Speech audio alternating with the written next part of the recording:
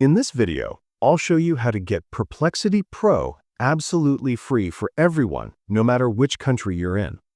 First, log out of any Perplexity account you already have. Then, all you need to do is click the special Pro Comet invite link in the description. It will take you to the Comet browser download page. Depending on your country, you might see one of two different pages. As you can see, this is a limited time offer, so grab it as soon as you can. To activate Pro, simply download the Comet AI browser by Perplexity and make your first search. Click on Download Comet or Claim Invitation. You'll be asked to log in using a Perplexity account. Make sure to use a completely new email address that hasn't been used with Perplexity before. You'll then be taken to the Comet download page and the installer file will start downloading automatically. Once the download is complete, click the installer file to begin the installation process.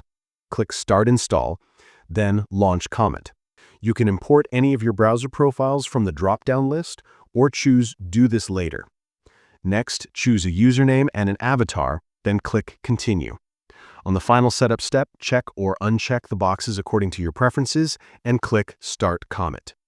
You'll be asked to log in again. Use the same new email you used earlier. You can now choose to set Comet as your default browser or skip that step.